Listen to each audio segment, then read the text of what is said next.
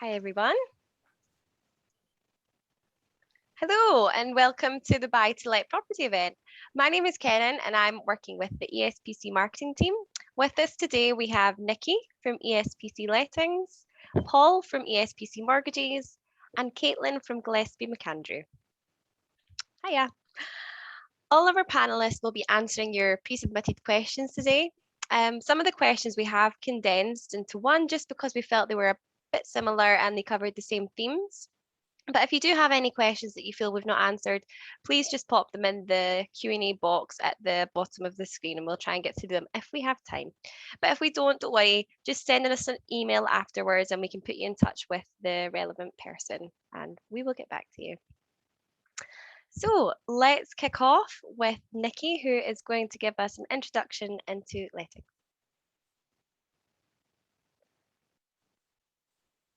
Oh, Nikki, is your mic on? Oh, can Yeah, you we hear can me hear you now? now. Oh, Perfect. technical difficulty. Sorry. Thank you.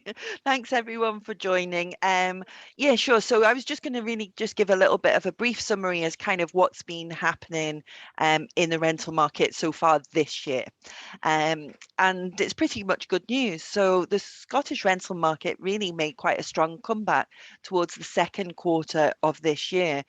So once we saw maybe some COVID restrictions ease, students who were maybe delaying looking for properties, they were back in the search, competing with families and young professionals. So the market really started to pick up again towards the second quarter of the year. And we saw growth in all types of properties, from 1 bedrooms to 4 bedrooms. And the Scottish average rental at the moment, so across the whole of Scotland, is at an all-time high of £883 a month. Just focusing down a little bit to Edinburgh. So the start of the year, the Edinburgh market was struggling, but we've seen a great recovery, as I mentioned, as we've moved further into the year. And the average rent in Edinburgh now is £1,115 a month. So whilst the Edinburgh market is always fairly resilient, we really didn't expect it to make such a good comeback as it has. And we're pretty much at kind of pre-pandemic levels now. So overall, the rental market is in a great position and demand is higher than we've seen for some time. So great time to invest, yeah. Thanks, Nikki, and a Right. great time to get some knowledge about this. So let's kick off with our Q&A. Thank you again for the pre-submitted questions. We've allocated them to different members of our panel who we feel are best suited to give you most well-rounded answers, but if they want to jump in at any point and give some extra information, we welcome them to do so. So our first question is for Nikki. What would your advice be to first-time buyers looking at buy-to-let? Okay, so if you were considering purchasing a buy-to-let property for the first time, there are a couple of things that I would suggest that you kind of get in order, if you like. The first one is to speak to experts. So if you're here, then that's a great start. There's lots of expert advice available. A lot of it is free advice, but really I would encourage people to seek advice from people who are doing this day in, day out, so that they can really set you on the right path. General knowledge is fantastic, but each person's specific situation will be different. So, chat to somebody about your circumstances and get advice on what you're looking for. The next thing I would say is to set your budget. So make sure you consider all the costs that are involved in purchasing a buy-to-let property. So that's everything from the legal fees, to any additional tax, to the safety checks you'll need to get carried out, to management fees if you're looking to use an agent. Then maybe think about the type of tenant you want to attract. So that could maybe help decide on the type of property and the area that you're going to buy. Check out home reports, property details, areas, check out anything as thoroughly as you can for any properties that you're interested in. The next step I would say is then think about whether you're going to manage the property yourself or use an agent. So managing the property yourself can be time consuming. So I would obviously recommend using an agent. Then you, the tenant, your property can all get the time dedicated to knowing what's happening and making sure everything is up to date, because there are lots of changes changes are happening constantly in the industry. So I would always recommend using an agency to make sure you were up to date. And the last thing I guess is preparing your property. So competition is really fierce at the moment. There are lots of properties out there on the rental market, and tenants standards are higher than they've ever been. They are looking for quality properties, but they're able to pay quality prices. So if you have a well-presented property, make it as appealing as possible, make it stand out from the rest, and get it the most exposure as you possibly can. And again, using an agent will help with those things. So it's just really all about preparation, is what I would say. Yeah. Thanks. And the next question is still for you, Nikki. Have rental prices increased in 2021? So I mentioned obviously in the introduction that things were a little bit slow, or not great, let's say, at the beginning of the year. And yeah, things have definitely seen a move. So we are definitely on the right path. Properties with the most rent increases in more kind of recent months has been the 3 and 4 bedroom properties. And that might be due to kind of the influx of students looking for larger kind of HMO properties, but those are the ones that have recorded the highest increase in rent. So I've just got some figures for you. These are based primarily in Edinburgh and what the average rent is and how much they've gone up or down. So at the moment, an average rent for a 1 bedroom flat in Edinburgh is £754 a month. So year on year, that is slightly down from where we were previously. It's down just under 4%. 2 bedroom average now is £996 a month, which again is just down slightly at 2.4%. 3 bedroom average is 1,488, which is actually up 3%. And the average 4 bedroom is at £2,012, which again is up by 1.8%. So it's difficult to know where things are going to go from here, but all the signs are definitely encouraging. I do have some vague stats, well, not vague, but overall stats for some other areas, and pretty much everywhere else in Scotland is recording growth. So West Lothian rents have recorded the highest growth at 13%. South Lanarkshire increased by 8.5%. Renfrewshire again up 8.5%. Glasgow up nearly 9%, and even Aberdeen managed to creep up a little bit at just 1%. So generally across Scotland, it's all looking pretty good. Yeah. Thank you. And Caitlin, the next question is for yourself. What types of properties have been most popular in 2021? Thanks, Karen, and thanks everyone for joining us today. In terms of buying and selling, so in that type of market, we are finding houses. Houses have been the most popular. I see it as very much the COVID effect, because everybody's working from home and they couldn't go out, they couldn't go into, town to go out for dinner, things like that.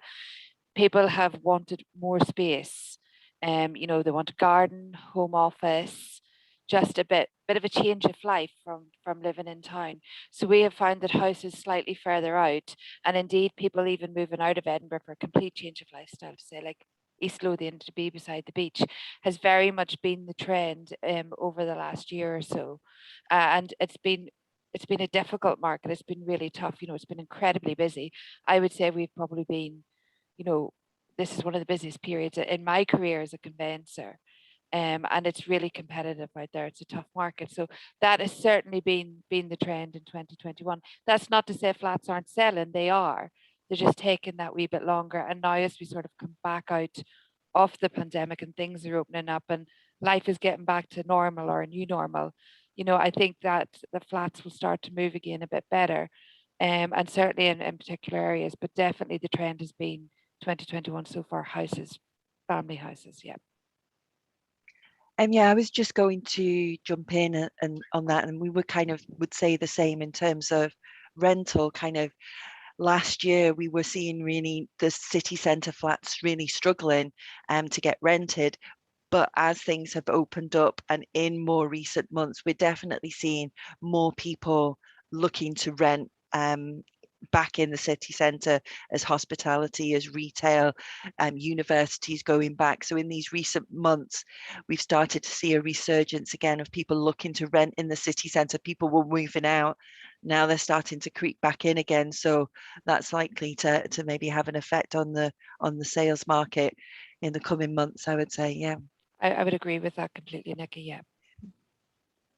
Thank you. That's so interesting. And our next one is from Paul. Paul is from our mortgages team. So, Paul, what criteria do lenders look for in buy-to-let mortgages? Good afternoon, everyone. Yes, I'll start by saying buy-to-let mortgages can be quite complicated.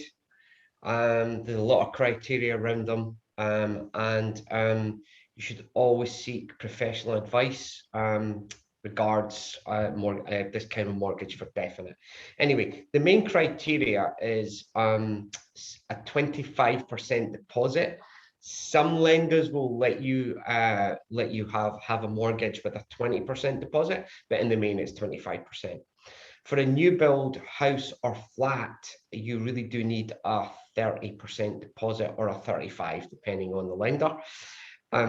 Now, regards income requirements, a lot of lenders will now are not bothering about how much the income is. So there's no minimum income requirement, and that could be £1,000 a year from a part-time job.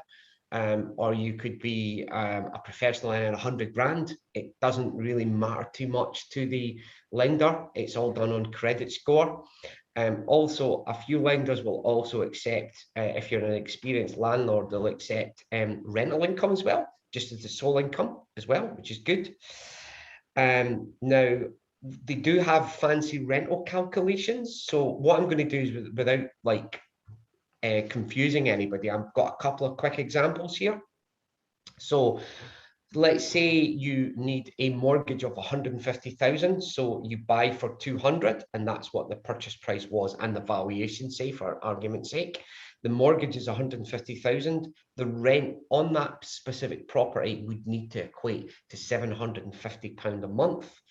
And the reason for that, that's the criteria that the lender adheres to. Another example of that is if you want a mortgage of 100,000, your rental would have to be £525 a month. And I'm sure, and Nikki will back me up on this, I'm sure you'll be able to get £525 a month on virtually just about every single property in Edinburgh if you rent that out. So that wouldn't be an issue. So they're the main criteria. The other criteria is there is a maximum age to 80 usually for the majority of lenders. That means you could actually be 75 and still do a buy-to-let mortgage for 5 years.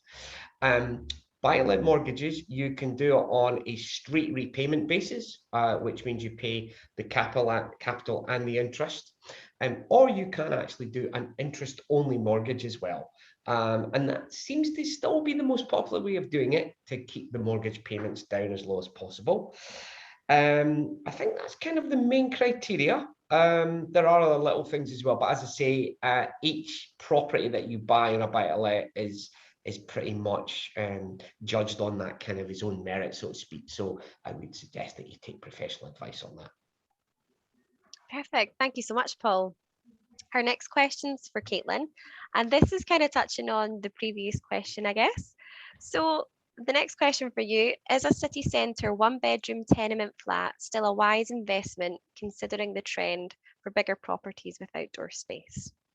Yes, I think it is. I think it is. As Nikki and I said, we're finding as we come out of this pre-pandemic sort of environment that people are moving back into town. We're seeing more flats sort of coming onto the market. We see flats are selling. Nikki's seeing increased rental. It's still a wise investment.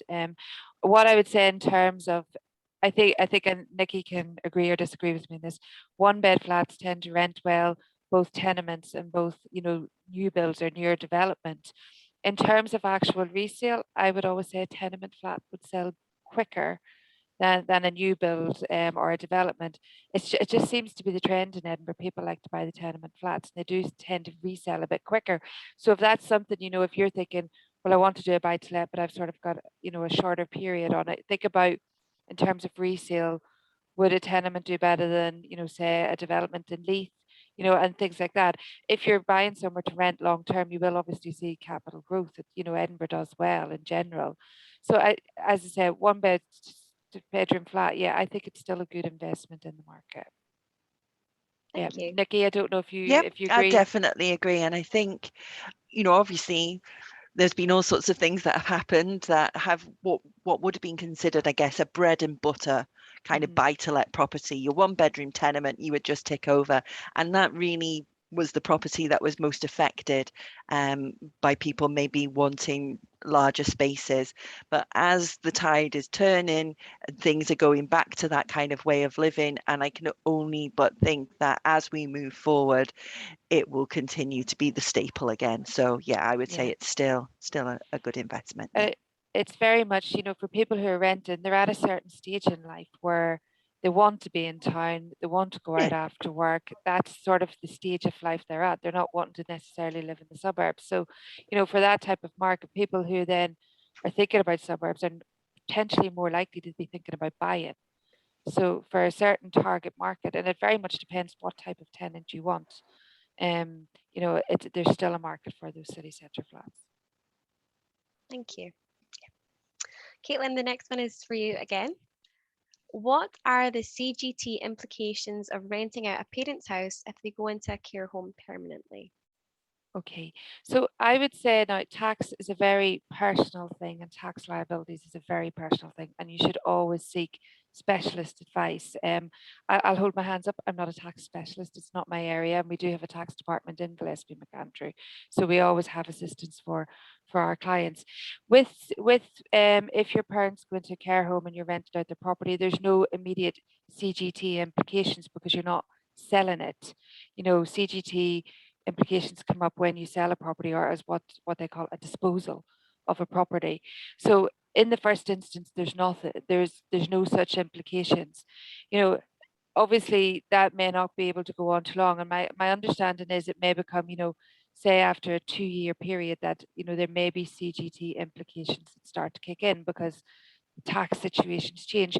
The main tax sort of, if you were renting out your parents' home while they were in a care home, would be income tax. That would be the tax I would think of quicker. And obviously, if the home is still in your parents' name, it's them who are subject to that income tax.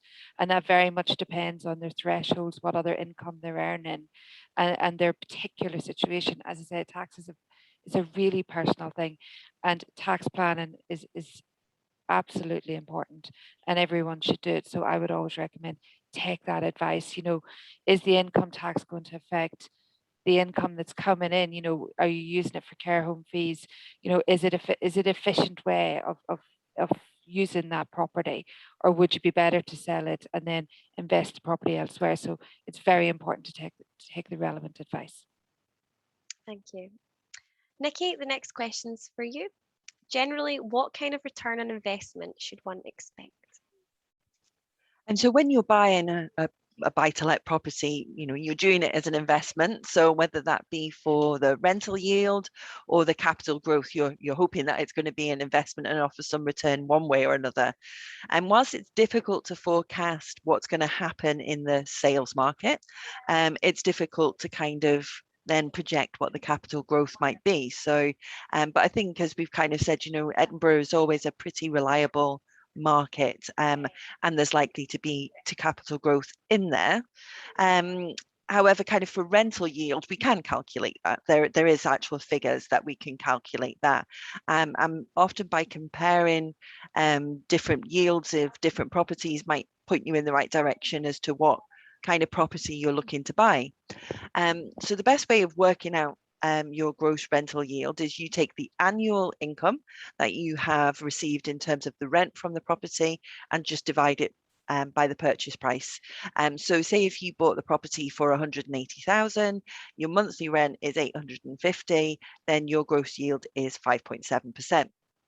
There is actually a tool on our website, espc.com/lettings, that has a yield calculator on there. So you can play around if you're thinking, right, if I need to spend this much and I'm going to get this much, what's my yield? So you can try that out. But generally, at the moment, in terms of gross yield, so that's before any other deductions, you can expect a 1-bedroom in the EH3 postcode to give you 5.4%, a 2-bedroom in EH12 to give you 4.9%, and a 3-bedroom in EH8 at the moment is offering you 5.8%. So what I would say is likely yield at the moment that you should be looking to get, gross yield, it can be anywhere between 4.5% and 6%. So it's really important to keep an eye on budgets to make sure that you're going to be at that higher end. But that's what I would generally expect in terms of gross yield. Thank you. Caitlin, the next one's for yourself again. What areas, in your opinion, are best to invest in Edinburgh? Okay, thanks. I suppose the first question you have to ask yourself before you think about areas is what's your target market? You know, is it students? Well, if it's students, then you're looking at the likes of Marchmont, Newington, you know, city centre. You know, are you looking at young professionals? A lot of them like Stockbridge, Comley Bank, Brunsfield. You know, are you looking for a family home?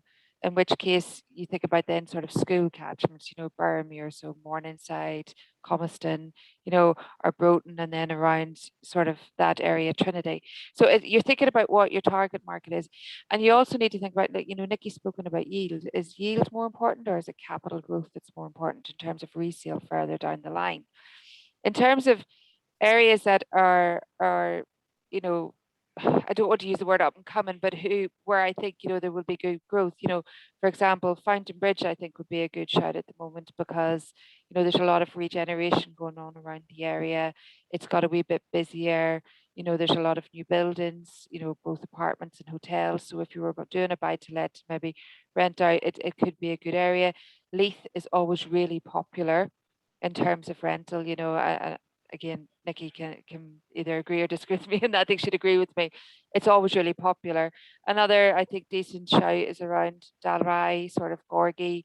You would get a good, in terms of, you know, budget for your purchase price, I think they're still affordable. You know, in terms of if you think of a 2-bed in Dalry compared to a 2-bed in Stockbridge, you're going to get, you know, your money's going to go further in Dalry than it is in Stockbridge. So it's thinking about what you're trying to do in your target market.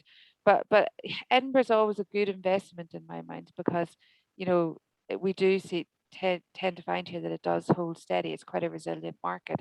So you can't go massively wrong, but it's thinking about your target market and where they'd want to be. Put yourself in a renter's shoes is what I always say. You know, if you were that person looking in that target market, what would you want? And any decent solicitor will be able to guide you in terms of prices. You know, we have access to the ESPC records, we know the areas, we know what things are selling for. Always take that specialist advice. That's what you pay us for, is what I'd say. Yeah, thank you. Nikki, the next one's for yourself. What is the latest situation with the Edinburgh City Council and Scottish Government proposed incoming legislation regarding short-term lets? Well, there's not much information, unfortunately. There was licensing that was due to be introduced earlier this year for the short-term rental sector, but that legislation was temporarily withdrawn. That legislation really was to allow local authorities to have authority for designating areas where you might need to get planning permission for properties being let on a short let, and requiring stricter kind of health and safety checks and various measures. And that's what they were proposing. It has, as I say, been temporarily withdrawn. The Scottish Government had said that they were going to produce an updated guidance document in June, but we've yet to see an update. So undoubtedly, they still want these changes to happen, but you know, there has been no definite dates or actual decisions made as of yet. So what I would say is inevitably they'll happen. I think it might be kind of next year, 2022, 2023, when you would maybe have to get your property in order to meet all of the requirements, but we're still really waiting for confirmation. Brilliant, thank you. And our last question of today, if we don't have any more that comes in the Q&A box, is for Paul. Can first-time buyers get a buy-to-let mortgage? The simple answer to that is yes. However, I'll elaborate on that.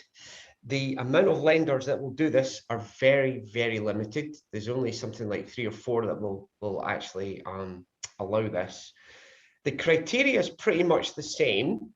The only thing is that couple of things here. One is that the income stretch.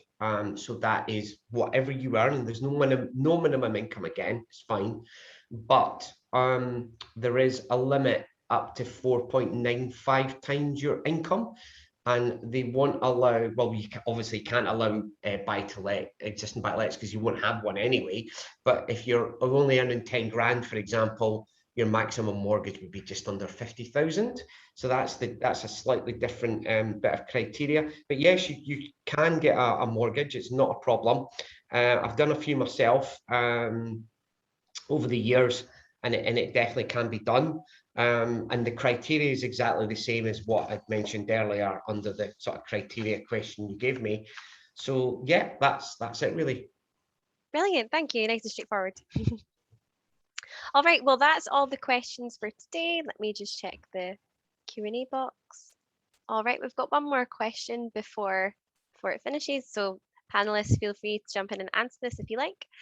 Is there any guidance on mortgages available on buying first buy-to-let either through a company or personally? Is there any guidance on mortgages available on buying a first buy-to-let through a company or personally? Does anyone have any? Yeah, I can answer that, obviously, because it's a mortgage question. Yes and no. Google's usually a good friend, but as you're probably aware, Google doesn't give you all the answers. And for mortgages, it's not the best, I'll be honest with you.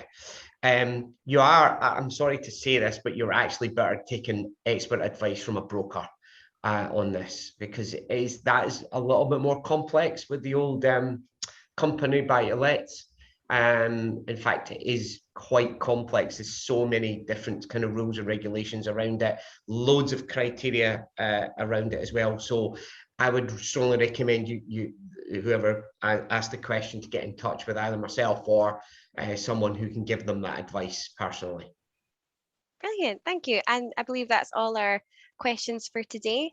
So thank you very much for everyone who attended. And of course, a huge thank you to our panelists. If you do have any other questions, please email myself at marketing@espc.com and I can forward your query to one of the panelists or someone else within the organisation who will be more than happy to help out. This will also be up on YouTube. So don't worry if you're not taking any notes, you can catch us on there. That'll be up by the end of today. And yeah, keep an eye out for our next event. Our next event is the first time buyer event on the 15th of September. And just do the same as you've done today. We hope to see you there. Thanks, everyone. Thanks very much. Bye. Bye. Thank you. Bye.